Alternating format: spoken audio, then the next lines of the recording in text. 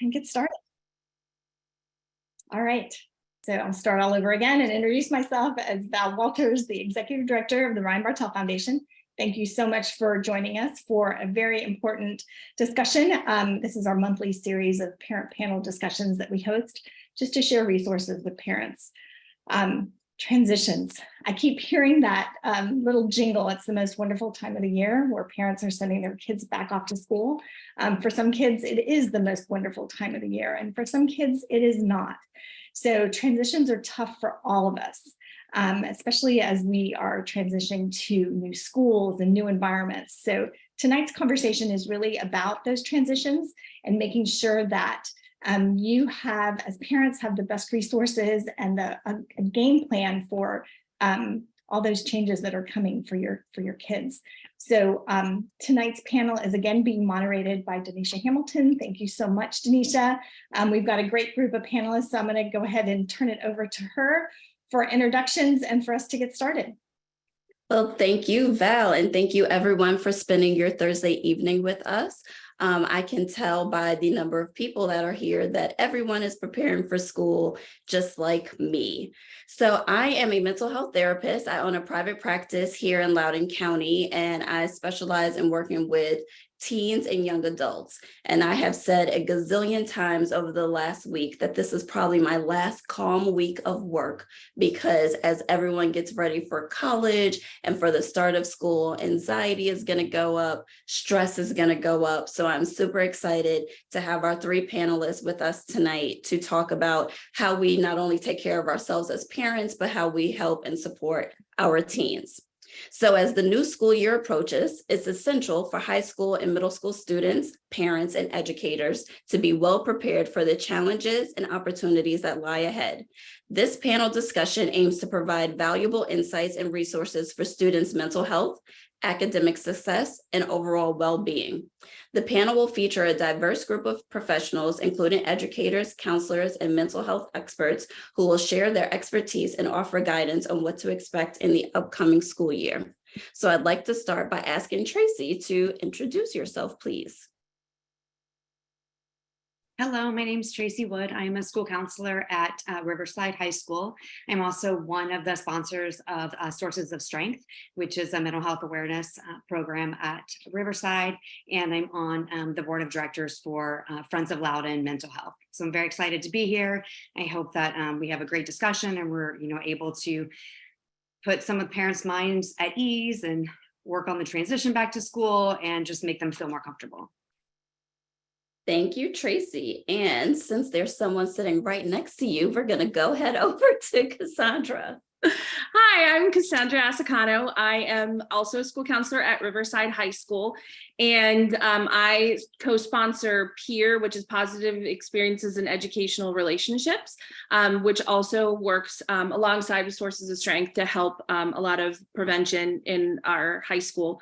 And we've also been presenters at the Loudoun Mental Health and Wellness Fair, as well as the Virginia School Counselors Association. Well, thank you both for being here. And Dr. Cam, welcome back. Thank you, Denisha. Hi, I'm Dr. Cameron Caswell, and I'm an adolescent psychologist and a parent coach. I focus on helping parents and teens clear up the missing communication and reduce the conflict. I'm also the co-founder and director of parent education at Thriving School Community, which we are going into schools and helping them find simpler solutions to student mental health that does not put all the pressure on the teachers. And we, like we are tonight, we really focus on not just student mental health, but parent mental health and teacher mental health, because they all are tied together. So I'm really excited to be here and answer everyone's questions and hopefully get you guys all off to a good start this school year. Thank you all. And as Val mentioned, this is just going to be a conversation between all of us. So by all means, feel free to unmute yourself. You can turn your camera on, leave it off, ask questions as you need, because we do want to make sure that we are addressing your specific concerns. But I'm going to start. So everyone should be warned that I like curveball questions. So here we go. We're going to start off on a bang today. So as I mentioned earlier, I am already starting to see that anxiety in students. as they are preparing for school. There's more commercials about getting ready for school. My cousin that I have custody of, she just had her middle school orientation. So let's talk a little bit about why that school anxiety. I'm sure if I'm seeing it, the three of you are also seeing it. So where do you think that comes from, and why are our kids experiencing that anxiety? Dr. Cam, you went last, so you get to go first now. Oh, okay. So yeah, kids are already starting to come back. Yeah, the summers get very quiet. The kids are all like, I've got my anxiety and stress all under control. And the second we start preparing for school, it all starts coming back. And I think a lot of what I'm seeing with the kids is expectations and the fear of not meeting those expectations and the fear of the unknown. So especially going back to school, they don't know who their teachers are going to be. They don't know what the expectations are going to be. They don't know what their friends even are going to be like. We all have this fear of messing up, everyone looking at us. So there's so many things that they don't know what's going to happen. And when we don't know what's going to happen and we're not confident that we're going to be able to deal with whatever happens, that's when we get really anxious. And so it covers pretty much a span. Even no matter how confident your kids are, there's anxiety when it comes back to going to school. And I think the thing that's important to remember is that anxiety can be a good thing. We all have anxiety about, a lot of things, but then there's a point where it gets unhealthy. But as parents, right, we try to help our kids avoid that uncomfortableness, but avoidance is not helpful. It increases a lot of the anxiety by avoiding. So we have a lot of students that avoid coming to school or avoid doing things. And so there's a lot of, I think, things that the schools build in to help with some of that anxiety, with the back to school activities or load lockers or orientations, that if you and your student can take advantage of those, that will help a little bit, at least reduce some of that anxiety by getting in and the familiarity, being able to walk maybe their schedule. At Riverside, we have an open house. Most high schools are having things like that, where they can come in and meet their teachers and walk their schedule. So that kind of helps them a little bit. Mm-hmm. Yeah. Like, because you had said the fear of the unknown. So if you can get into the school, walk around, that kind of helps with that. Where am I supposed to go? What does the school look like? The back to school events are huge, any of the open houses. But I do think, students are nervous about the academic side of it, of course, and those expectations, but they're usually back to school time is also when all the extracurriculars start back up. So they're nervous about how am I going to fit all this stuff in? I had kind of a relaxing summer and now I'm jumping back into lacrosse and academics and all these other things. And their social situations are more upfront and in their face. If they're having a problem with a friend and it's summer, you can walk away for a bit, but in school, you're going to have to see them the next day. So you're also dealing with those social situations and social pressures, and it is a lot at one time. So just knowing that, maybe your student might be a little bit on edge that first week too, and it's okay if they roll their eyes at you a couple times and get a little bit frustrated, that they're trying to get themselves back into the hang of it too. And please, if you are worried about your student and how the transition is going, reach out to your school counselor. It's, this isn't our first back to school night, right? We've had several of them now. We both also have kids. So I have a rising 9th grader. I'm going through it. And I have a rising 6th grader. So going through the middle school and high school process. Yeah, he runs out of the room when those back to school commercials come on. Why are they doing this to us? So we get it from the parent side and from the school side. So please don't hesitate to reach out.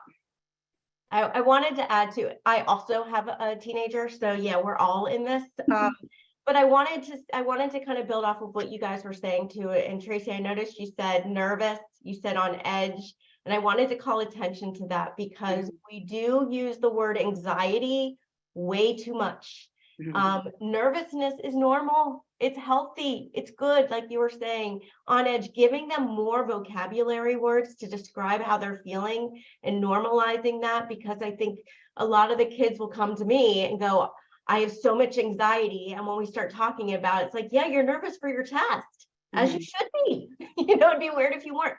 So we're starting to make it sound like that's not okay, because we use that terminology. Depression is another one. When kids feel low, we start saying they're depressed, and now we're making it a clinical problem when it's actually a very healthy, normal emotion. So I really just wanted to draw attention, because I noticed you guys were using different terminologies, and it's so important to equip our kids with those and those words.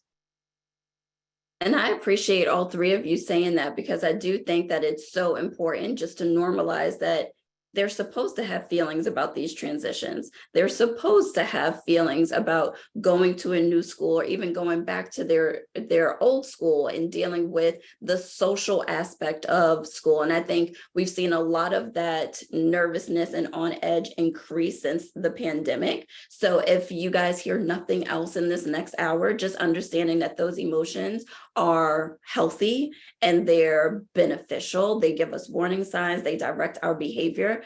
I want to ask though, I'm playing the parent role now. When my kid is demonstrating some of those behaviors, the eye rolls and the walking out of the room and maybe crying more, being a little bit more sassy. My cousin is a rising 6th grader, so that sassy is real right now. So how do I as a parent acknowledge that and support them? I mean, I think a part of it is like validating their feelings, right? That you're validating that you understand that they're, maybe feeling nervous about going back to school or seeing new friends or being in a class with people that they don't know, and really just kind of beginning that conversation. And we all know, right? Like we were saying before we started this, we were like we're considered idiots to our own kids, right? Even though like we do this on a daily basis, our kids are like, you don't know what you're talking about, whatever. And I think, just like having time and space to allow that opportunity to have a conversation and making that like a daily habit of, talking about their day or kind of allowing them to express their feelings without judgment, and giving them that opportunity. And also, I think we can model that, right? As parents, we can model that by saying, like I had a really tough day today. I had, a lot of schedule changes that I had to work through, and it was really frustrating for me. And I'm not sure I'm going to be able to get through it by tomorrow, but we have to get through it by tomorrow, kind of thing. And just being willing to share kind of your own feelings, I think is a really good way to open that conversation too, is just modeling the same thing as sharing your emotions. And asking them what they're, because if you say, well, what are you nervous about?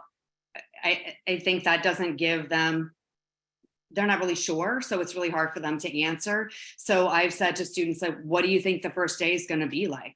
Tell me how it's going to feel for you. And that kind of give you, and then they'll say, well, I guess what I'm most worried about is, I suppose they don't have anybody to sit with at lunch. I'm like, okay, well, that's something that we can look at, because remember that you will probably have somebody in your 3rd block or your 7th block class that that you can sit with, or, just like Cass was saying, validate those feelings. Because when students do talk to us, they say that they feel like their parents don't understand, or they don't believe them, or they don't think it's very serious. But to them, it is serious. Because I remember when I was in high school, that was serious. Like now, okay, you probably aren't going to be best friends with your high school friends, in your 40s. But in high school, that was a big deal if you had to walk around by yourself. So just to understand that from their perspective, it is a big deal. We can't tell them what level to make that. So being there for them, listening to them, understanding that in their world right now that is a big deal, and just giving them grace, especially those first couple weeks of how the day is going to go, and how maybe the homework might go for that first week or a couple weeks, and things like that, and just trying to help with ideas to make friends, ideas to make, I tell students to try and make a big school smaller. So getting involved in things, if there's a club or an organization that you're passionate about, to join those, because then you automatically have a smaller group of people that you're meeting with, and they share a same passion as you. And then you're creating more opportunities to know people in your classes too, which a lot of students are worried about. So just little things like that can help them and encourage them to talk to their school counselor. A lot of students won't come to us. They either think we're disciplinarians or we just do their schedule. So just reminding them that we're there to help with academic concerns, social emotional concerns, college and career concerns. Meeting students and chatting with them is the best part of our day. Yeah. So please don't think that they're bothering us. We love it. It's like the best part of our day. I want to just say everything that you guys said is exactly like we need to do all of those. I want to reframe it a little bit though, because I can hear parents right now going, I'm trying to tell them all that. I'm trying to get them to tell me what's going on. I see Iris shaking her head because I know I'm doing all this. So I want to reset this a little bit, okay? Because when our kids are teenagers, there's a reason why they don't want to do anything we say. It's very important to them that they are separate from us, which means anything we say is the wrong thing, no matter how right it is. So there's a few things to keep in mind and a few little tricks I want to give you. The first one is, do not take the good idea for yourself. Because if you tell them the good idea, it is off the table. It's no longer an option. So you want to start having conversations and saying, and validation 100%, whether even if you think it's the most ridiculous thing in the world, you're not in their head, you're not in their experience. So it's very true. And then start helping them figure out solutions, coming up with plans. What can you do? What in that moment? If you go, one thing I always hear from kids, which I think is really explains like their imagination. I've heard this from numerous kids. They're afraid they're going to walk in the door, trip, and their books are going to go everywhere and everyone's going to laugh. Like, I think this is an ongoing nightmare. We as parents want to say, oh, that's not going to happen. It's going to be fine. Well, you know what? You just shut them down. Instead, you go, oh man, yeah, I had that fear before too, or something. What would you do if that happened? Let's say that happens, because now we're going to remove the fear because we're going to have a plan. If we just say the fear won't happen, the fear's still there and they still don't have a plan. The other thing I like to do, and this is another little trick I learned with my teenager, instead of giving advice, which immediately is not going to be heard because it's coming from us, I say, hey, I've got an idea, or I did something that worked for me, or I've heard of a little trick that works. If you're interested, I'm happy to share it with you. And you shut, nothing else. Here's what that does. It gives them control of hearing it.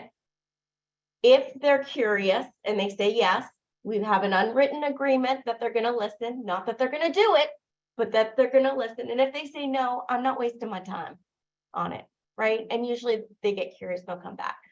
So really thinking about, we have all the information, we know the solutions, and it's so frustrating for us because we just want our kids to listen and go, thank you, mom, thank you, dad. It's not going to happen. So we need to be patient with them. We've got to help them figure it out. And we've just got to hold it back from ourselves because we're only going to get them. One way to think about this, and then I'll pass it on because one way to think about this, when we give advice, they don't hear it as, oh, mom and dad care about us and they want to give us advice. They hear it as, oh, you think I'm stupid and I can't figure it out. That's what they're hearing.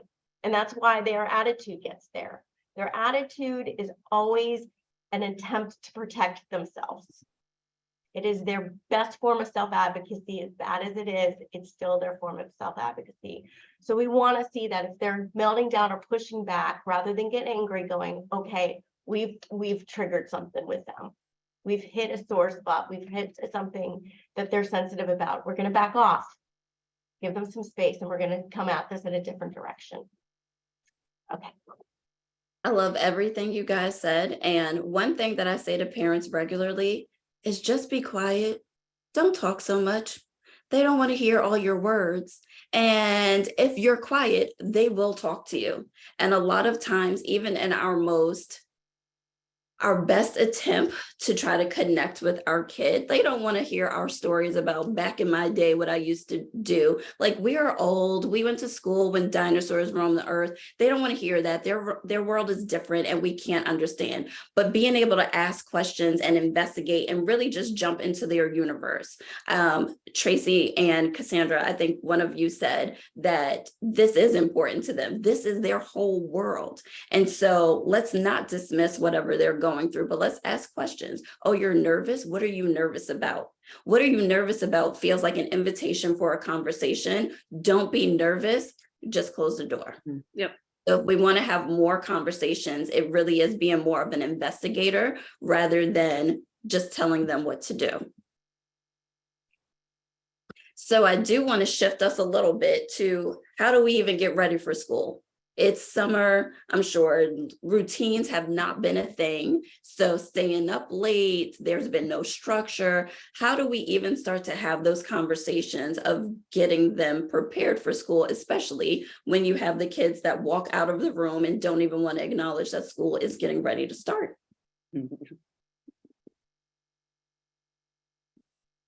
I'll go with you, Tracy. Well, now is kind of the time, right? Because they have a couple weeks left.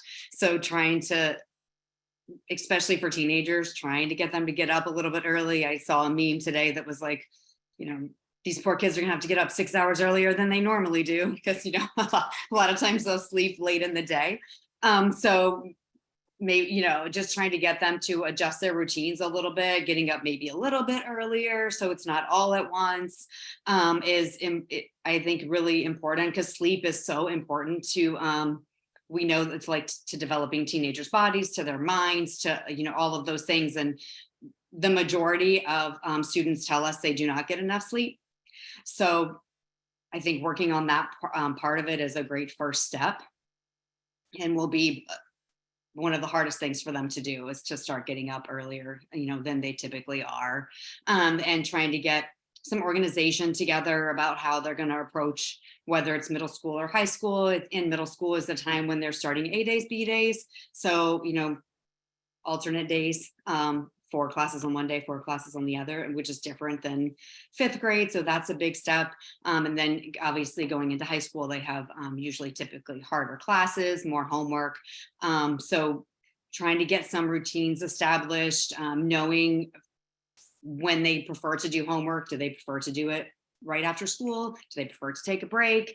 Kind of being cognizant of when they seem the most alert and ready to do work, so that if they do ask you to help with their schedule, you've noticed that they seem more alert after dinner to be able to start on that homework or start studying for those tests. And it is difficult, definitely, like you were saying, to try. You don't want to give advice because whatever you're saying is obviously not, we went to school forever ago, we're not smart, all those things. So just trying to pay attention so that if they do ask you for advice, that you have seen what their habits are and can help restructure them in a more positive way. I think another thing that's really important with these is giving them the ownership. Kids want ownership, and we as parents tend to want to take ownership because we want it done right, and we don't trust that they're going to do it right. And we've got to give them the benefit of the doubt that they're going to do the best they can.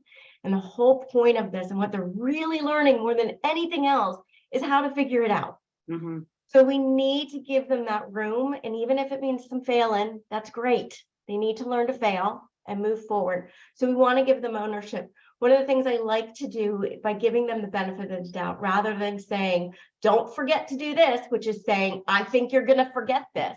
We say, what's your plan? I'm assuming you have a plan. Just what's your plan? And if they don't have one, that's fine. You give them some space to figure it out. You've planted the seed, but you're just like, what's your plan? And now I have now basically shown them, I trust, I believe in you. I know you've got this, because I know you're going to come up with a plan. If you need any help, let me know. If you got any ideas, let me know. But I'm going to let you own this. I trust that you can own this. Not in a way that I'm going to say, look, see, you did it wrong. In a way that I go, wow, okay, you're figuring this out. Maybe that didn't work great. Wonder what else you could do.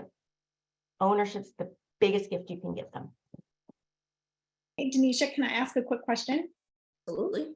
So as a parent myself, going through transitions, also understanding that, the Loudoun County community can be very competitive. I think what you just said about failure really resonated with me.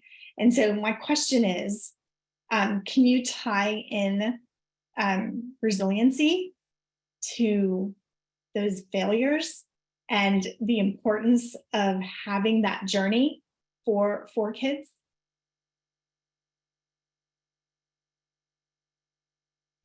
Don't jump in all at once, ladies. I don't want to keep jumping in on people, but I can definitely talk to that. I think resiliency is what I see with a lot of kids these days is this fear of failure. It's really, really big. And we have very big expectations on our kids. And they come from a very good place. Our intentions are good. We want the best for our kids. We want to make sure that they achieve everything we know that they can achieve. We want them to be motivated.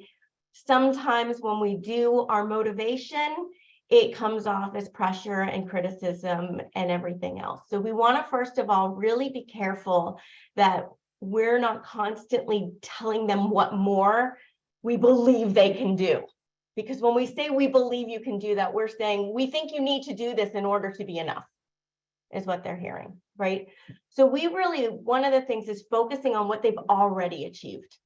Let's look at that. Let's look at the things they've done, signed, sealed, delivered. Look at you, you've accomplished this, because now we're giving them, recognizing what they have done, and they can say, I did that.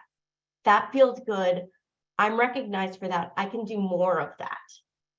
We also want to focus, and we hear this a lot, but focusing on effort. And we have a trouble doing that in our area. We focus a lot on the grade. We focus a lot on the win. And the kids don't often feel like they don't have a lot of control over the grade. They'll be like, my teacher doesn't like me, or I didn't get it. They have control over the effort.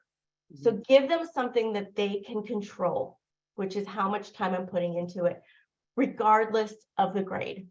I had one client who was struggling with the grades and was getting Fs, right? And their child came home with a D+. And rather than going, what, you got a D, what's wrong with you? They were like, you moved your grade up. How'd you do that? You moved up from an F to a D+. That's awesome. And the kid lit up and was like, yeah, I bet you I can get it to a C next time. And it's like, great. Baby steps, moving in the right direction, focusing on what they've already done, because now they believe I can succeed. And that's where resiliency comes from, is I know I can do it if I keep trying, because I have evidence. I also want to say that I will use the term, like, failure is not something we talk about in my office. We talk about learning opportunities, because the reality is learning and growth comes from those failures. If we did everything right the first time, you don't learn anything. That doesn't resonate with us. If, think about your everyday life. If 10 things happened to you and 9 of them were positive in that day and 1 was negative, you're going to focus on that 1 negative thing, because your brain is trying to learn and understand and grow from it. Those 9 things that you did well, that's not sitting with us. And so thinking of it as a learning opportunity, like, oh, that didn't work out so well, but how can we fix that? What do we tweak? What parts of that did work well and we can do and replicate next time? What are the things that we have to do a little differently? And I think if you look at them as a growth opportunity rather than a failure, and speak that language into your children, it also helps them. None of us are going to be perfect.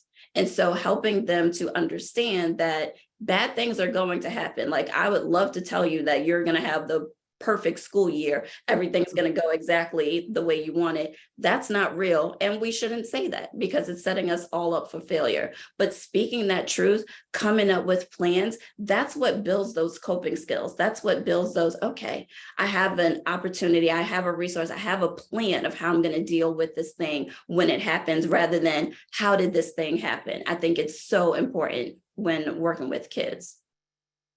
And I also think as parents, it's important for us to allow that opportunity to have those growth experiences, right? Like, a lot of times we want to kind of protect our kids from any any discomfort, any being upset or anything like bad grades or whatever that is, like missing a test, however that looks. And it's hard for us as parents to like take a step back and be like, okay, this is a learning opportunity for our own kids, right? They're, they forgot their lunch. Okay, well, if we don't take them lunch today, they're going to figure it out, right?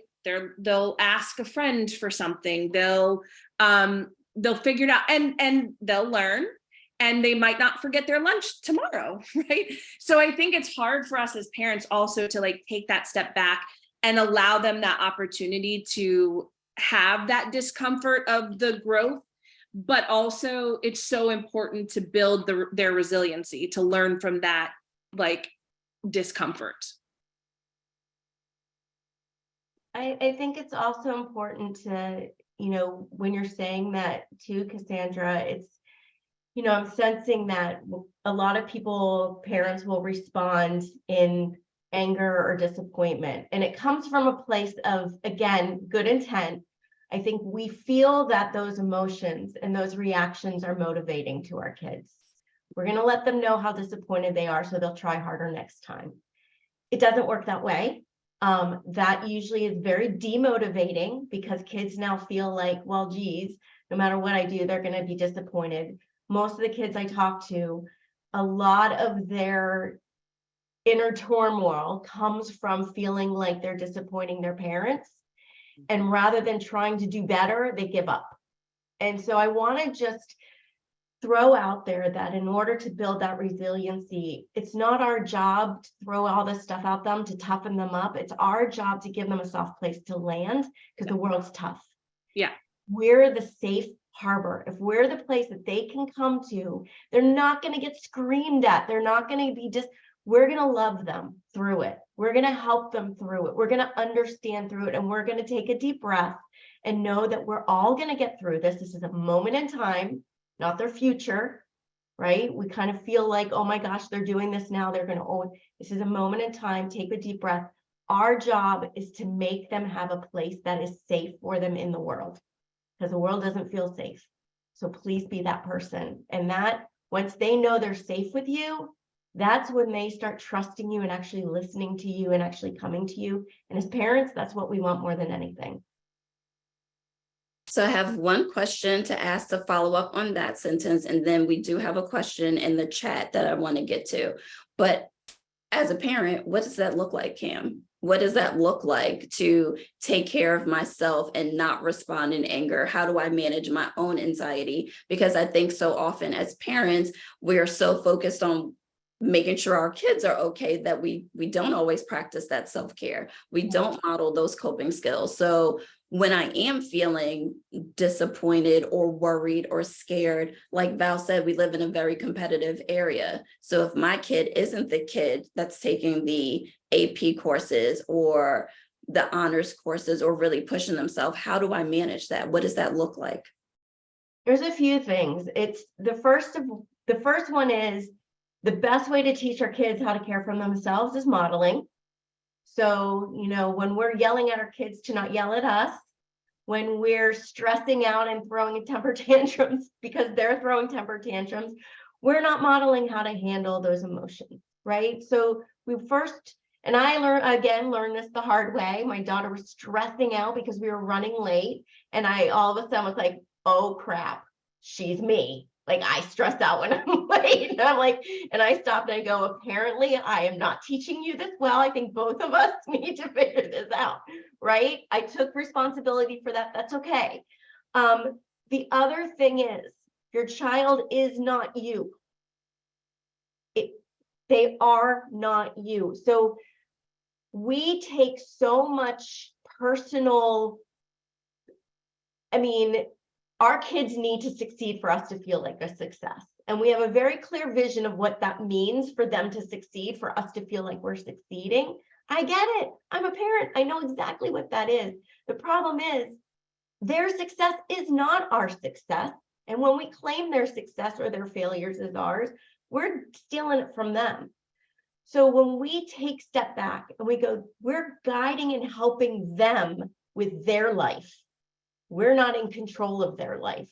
We can't control how they feel. We can't control what they think. We can't even control what they do, no matter how hard we try.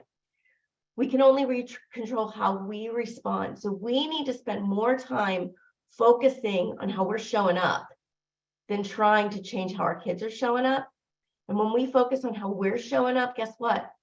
Our kids change how they show up. I see it time and time and time again. And we can control how we show up. So when we do that, we let go of a lot of this anxiety, because anxiety for us parents comes from trying to control our kids and them not doing what we want them to do. Because guess what? They're not going to, which is healthy. If they did everything we did, I'd be more worried about them. I really would. So when we're trying to do that, and that's where power struggles come from, because we're trying to be a puppeteer and our kids are not puppets. And so we get angry with them. So we need to step back and go, where am I showing up? What do I have control of? What can I change about me in this experience that will change the dynamic? Because most kids, every kid, feels like they're responding to us, not initiating. Thank you. Tracy, I'm going to direct this next question to you. So the question in our chat says, what can parents do to prepare their kids who are entering middle school or high school for the first time, or perhaps changing schools during the summer? Well, I think the best thing that, or one of the best things that you can do is to remind them to advocate for themselves. I think a lot of times if a student is struggling or having difficulty in a subject, they'll tell, hopefully they'll share it with their parent, and then the parent a lot of times will reach out to the teacher or reach out to us. And in middle school is a great place to start. In high school, definitely having them advocate for themselves and reminding them that there's resources if they need them. We have a lot of academic resources. We have a lot of social emotional resources. So just preparing them that all of these things are available to them if they need them. We will be, the school counselors talk to all the students about what is available in the schools, but having that reinforced by the parent is helpful too. All students are usually nervous the first couple days. So understanding that and validating that, of course, helping them figure out ways like Dr. Cam was saying of sort of working through that. But I think, just reminding them that it's okay if they need help, that everybody needs help. Students utilize a variety of different, everything from tutors to meeting with their teachers, all of these things. So it's okay if you need help in a certain area, and, to teach them to advocate for themselves. Email the teachers if they need it. The teachers want to help. A lot of times students will tell us they feel like they're bothering them and they don't want to reach out to them because, they're busy and I'm bothering them. I'm like, no, you're not bothering them. They like it when you reach out to them because it shows that you care about the course, and it also gives the teacher an opportunity to get to know you better. It's about relationships, forming those relationships. It's a positive for the teacher and it's a positive for the student. So it also gives them that sense of control to teach them to advocate for themselves, and it makes them feel better about school in general. So though I would say that would be a big thing that I would suggest. So I have a follow-up question for you and Cassandra. So I know that the schools will have a lot of these presentations with new students or all students.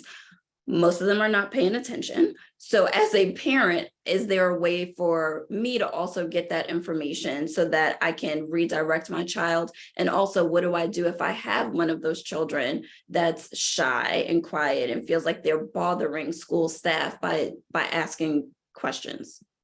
Well, I think this is going to be, I think, a school by school dependent situation in a sense. Most often, yes, the what we're presenting to the students, we at Riverside put it in Schoology for parents to be able to access as well. And we also, for a lot of the bigger presentations that we do, we offer an opportunity for parents to come see it like in the evenings or things like that, especially like when we were working with seniors, or like new parents and new to the school. And that's something that you could be looking for too, is a lot of the schools offer opportunities for new to the school parents. So that is 9th grade parents. That is like if you're transitioning from a different school, like high school or even a private school and coming over, there's an opportunity for you kind of just to like understand the school environment at the school. So a lot of schools offer those kinds of things. But I do think if you have a student that is concerned about reaching out, I think that is a conversation that you could have with the school counselor, because we can reach out to them then, right? And we can have a conversation with them and help them advocate in the school building. And you can be having the conversation at home. And I think sometimes that helps the student too, is just like, because again, right, there's just like, they're nervous about what is my school counselor going to be like? I've never met my school counselor. I don't know what it's like to have a school counselor. And if we approach them in a familiar setting, but bringing them into our office and talking to them, a lot of times students will feel a little bit more comfortable. So I think that's a perfect opportunity if you find that your student is really not willing to reach out or to ask for help, that you could reach out to the school counselor and say, this is what we're struggling with. Here's, could you touch base with my kid? You're right. We do touch base with them in a classroom setting, but there are students that aren't listening. So we definitely do a lot of one-on-one stuff. I just want to jump in as a parent real quick and saying, if that is an offer, definitely take up on that, because you're right, Cassandra, that is something that every single one of my clients tells me, is that if they don't know you, they're not comfortable. They're not even comfortable with teachers, because they're always like, my teacher's too busy and I don't want to bother them. And I think one of the things you guys said, advocacy, a lot. I think the best way to teach our kids advocacy is giving them a voice at home. And that's really hard, because a lot of times when they have a voice, it feels like disrespect, and it feels like it's, an attitude, but it's their best attempt. So I think we want to teach them how to have a voice. So it's teaching them how to do it well, because it's so important when they're at school that they can speak up for themselves. And so many kids right now are really terrified to do that. Yeah. And I think that as parents, right, if you have a rising middle schooler, you have 7 more years, right, with your kid at home. And if you have a rising high schooler, you have 4 more years. And then they're not with you a lot of times, right? A lot of students go away to college, and you can't help them with that advocacy piece. So it's really building those skills from this point on. If you know that your student is struggling with them, that's okay. That's where like we can work together as a team, right? That's like our principal really focuses on that the school and the parents and the teachers, we're all part of a team that are supporting your child, and that you don't look at it as it's just me or it's just them, that we're all like, you need the 3 legs of a stool to hold it up, right? Everybody's got to be part of that team. And so to work together as a team all together and help support your students. Oh, we have another question. How do you teach organizational skills and time management? Oof. Yeah, I took a deep breath when I read that one too, because I think that's a great question. It's one of those things. I'm sure you see it too, Dr. Cam, but that for some students it comes really naturally, and so it's great. And they're like, oh yeah, I like to color code things, and I have my colored pencils, and I have all my different folders, and it's perfect. And then other people, the students open their backpack, and it's like things fly out. It's like cartoon, So we also assist with that at school. If you're, hey, it's exactly what Dr. Cam said. Do you have a plan for, how you're going to organize this? And if they really do not, and it's going to become a battle, reach out. I would say reach out, because I will bring students in my office and say, hey, so it's a big transition for you. How are you keeping track of all these assignments? And they're like, in my mind, I'm like, okay, that's really hard for most students to keep it all in their mind. So what are some other choices? Here's some things that have worked for some other students. Sometimes it's a calendar on the phone. Sometimes it's an agenda where you write down your assignments. Sometimes it's just a to-do sheet where you're writing down the to-do sheet.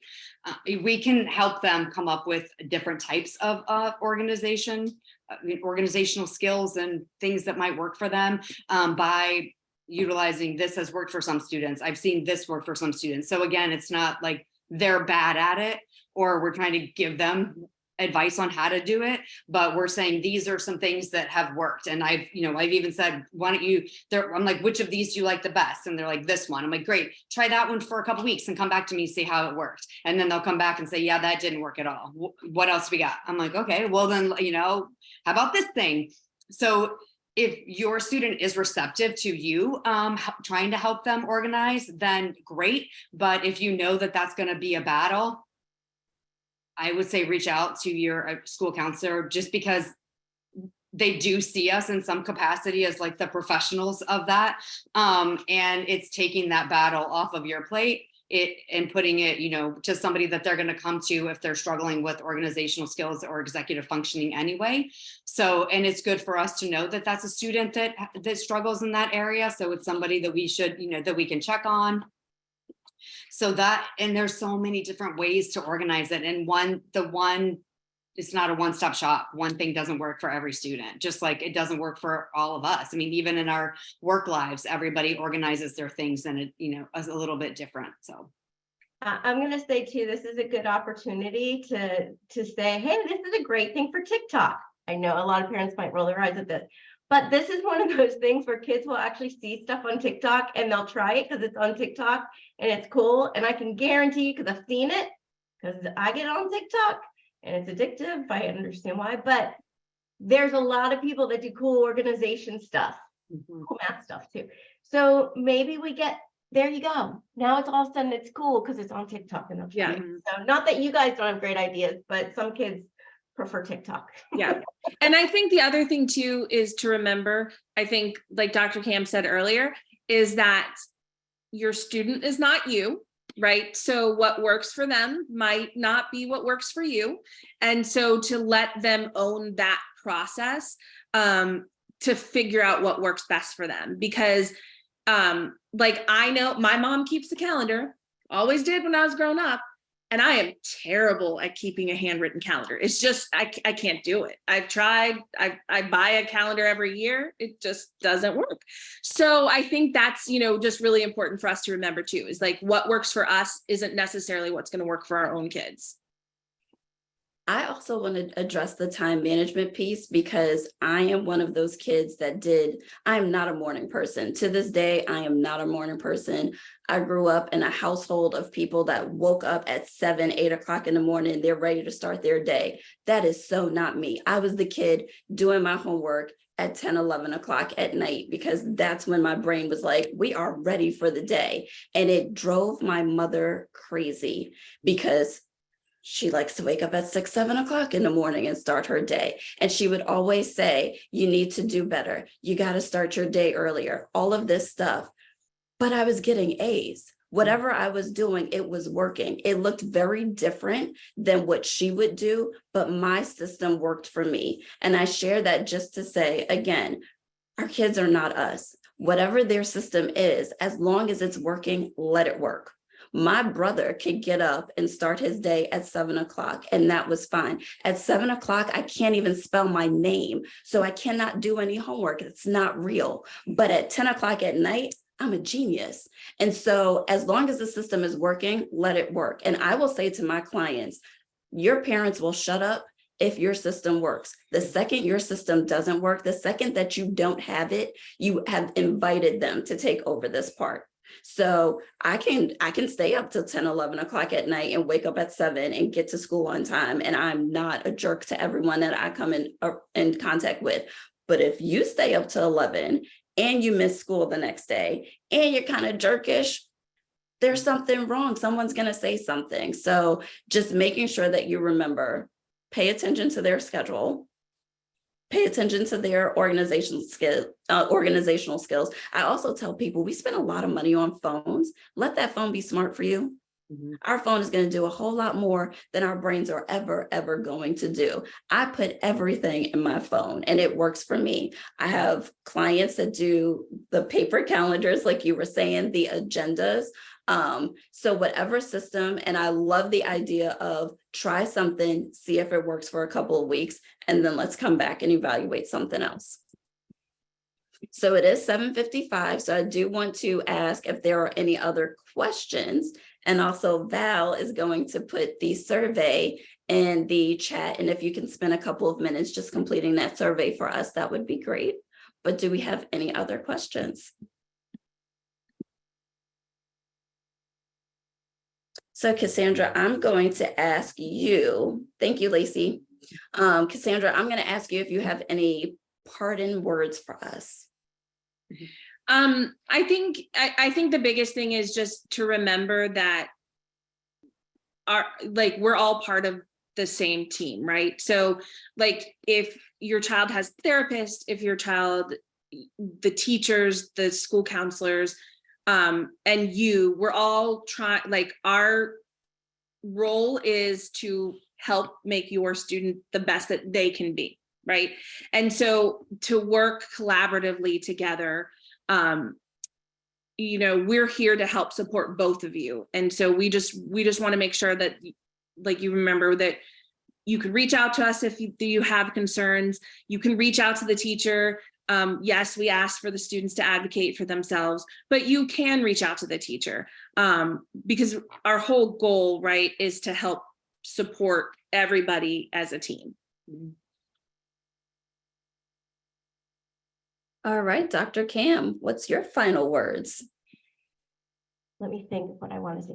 I think the biggest thing I want to say is if you feel like you're doing this with your team, which many of us do all the time, I want you, instead of saying, I'm going to keep pushing until my team does what I want them to do, I want you to think, how do I get beside my team, look at what's going on from their perspective, and let them know that we're together. Just the team, we're a team. We're doing this side by side, not push and pulling to do it.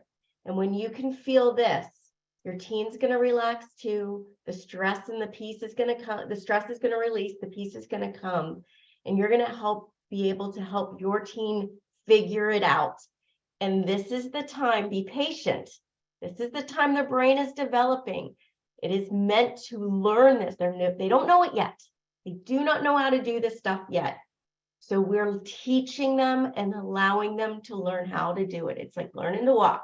They're going to get there. Some get there faster than others. Stay patient, but your teen's not going to be this way the rest of their life. It is a moment in time. Deep breaths. We got this. So I'm going to ask Tracy to do your final words, but then we do have a question in the chat. So if everyone can stay on for a few extra minutes, I would like to answer that question. Perfect. Thank you. Echo what everybody already said. This is a huge, whether they're going into middle school or whether they're going into high school, it's a huge developmental time for all students.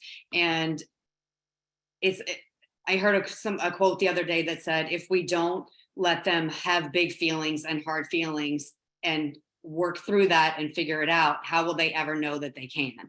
And that kind of hit me. I was like, wow, because I want my son to know that he can get through times that are difficult and that he knows how to get through if he's struggling. It's what I love about the Sources of Strength program, because it talks about that you have all these strengths to pull from and which ones can you use in, certain situations. And you may not have all of them, but you definitely have a few of them. So what are your strengths and how can you, pull from those? And that, that it's such a time of growth and it's hard and it's ugly and it's cool and it's awesome. And, just knowing that all of those things are going to be wrapped up in your students' emotions and therefore your emotions too. And if it's getting hard to try and take a step back, it doesn't mean you're leaving them on their own. It just means you're leaving them for a minute. So then you can come back and re-engage. And we're here to help. If you need resources, mental health resources outside of the school system. Obviously, there's two great people here, but we can also refer to other organizations, and just use the resources you got. Thank you. Okay, so our question is, back to school night seems to be very chaotic and difficult, especially on the middle school level. Any thoughts to make it less stressful other than not attending? Stressful from the student perspective or from the parent perspective, or both? I'm going to go with the parent perspective. Mm-hmm. I mean, that's a tough one to answer because every school does it a little bit different. What was that, Dova? Yeah, the student doesn't want to attend at all. The entire environment is extremely difficult. They don't, I think you're being asked to do a lot of things in a very short amount of time with a lot of people, and reveal a lot of things about yourself, trying to meet every teacher in a very short amount of time. It's just not a very good environment. I think it is. It can be a stressful environment, absolutely. And like I said, it's hard to, because every middle school does it a little bit differently. The way my son's middle school was kind of what you described, like you sort of go in and then you get your schedule, and then you try and find all the teachers, and however you want to do it, right? In order, not in order. And sometimes there's a line and you're going in. And so it can be a little bit chaotic. It was a little bit, my son was fortunate that he found somebody he knew right away. And so they kind of walked around together, and that made it seem less stressful because he had like a buddy that he was going around with. But I also know one of my friends, their daughter was very anxious about it. And they actually had one of the counselors walking around with them. And for some students would hate that because they're like, now I'm sticking out like a sore thumb, but some students would like it. So I think it's really up to your student what types of things might make them feel more comfortable. I think towards the end, it actually thinned out. So it might be an idea to go a little bit later in the process, because once kids have seen their teachers, they kind of start to clear out. It gets a little less crowded. So that might be a better environment for your student. I would reach out to sort of get exactly how the structure is going to be for that night, and see if there's ways that they can advise you that it might be less stressful for your student. Whether coming in a little early might be better, or coming in towards the end might be better. They might be able to guide you in a way that would make it easier. Yeah, those are things we've explored already. It's still difficult. Yeah. So I was looking for any other ideas, but yeah, thank you. So Dova, what is important to you about going to back to school? Why is it important to you? I think it is important to meet the teachers and to have they do it a couple of days before school starts. So it's your opportunity to find your classrooms, to, really get your schedule and look at it in depth. Yeah, for me, I personally want to go because it's very hard for the parents to get access to the teachers too. Right. But especially on the middle school level, it's not just one teacher you could ask for a meeting with ahead of time. So yeah, I think there's a few things, because you can work with your son? You can work with them saying, okay, I know this is really stressful. Here's why we want to go. And this is what's really important to us. And we're going to go either way, because we need to for us. We think it would be great and helpful for you to do this. If this isn't the right venue, and you know what, it isn't the right venue for everyone. And this is the opportunity, again, like we said, if they're going to self-advocate, this is an opportunity for your son to self-advocate, right? So if this is a situation where they're like, this is not going to be a positive experience for me, which we don't want to start the school year off in a very negative experience, doing something he absolutely does not want to do. We say, you know what, let's see if there's other solutions. Again, we're side by side. Let's see if there's other ways for you to go and just walk through the classes. I mean, the schools are open for a while. And like Ira said too, they do have an earlier one for IEP students and for other students who don't like that's smaller. I know my daughter and I did that one too, mainly because I was stressed out because of, right? So there's other opportunities. So it's like, if you want to meet your teachers, let's see if there's a way.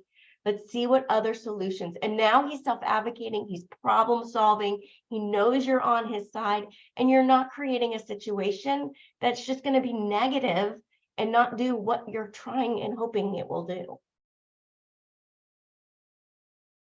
Thank you. Thank you, guys.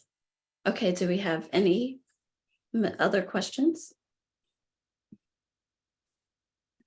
Well, I appreciate everyone staying on a little late with us. Val, I'm going to turn it back over to you to close us out. You're muted. Val, you're on mute. Okay. Thanks, Denisha. Thanks to Tracy, Cassandra, Cam. I really appreciate you taking your time out to share some valuable information with our parents. In September, we're doing a little bit different parent panel. If you want to just put it on whatever calendar it is that works for you, your paper calendar like me or your digital calendar. On September 7th, we're going to do an in-person parent panel at Crossroads Church in Ashburn. We're going to do a screening of the movie Our Turn to Talk. It is produced by This Is My Brave, another local nonprofit here in this area that's focused on youth mental illness. And it is teens talking about mental illness and really how their generation is going to stomp out the stigma associated with youth mental illness. So we're going to do a screening of their movie and then have a panel discussion after. So I certainly hope that you can put that on your calendar and join us on September 7th at Crossroads Church in Ashburn for this different kind of experience, again, sharing the resources and talking about mental health and stigma. September is Suicide Awareness and Prevention Month, so we really want to start that month off strong with, sharing some great resources with you all. So thank you so much. Hope you filled out the survey, and we will see you in September.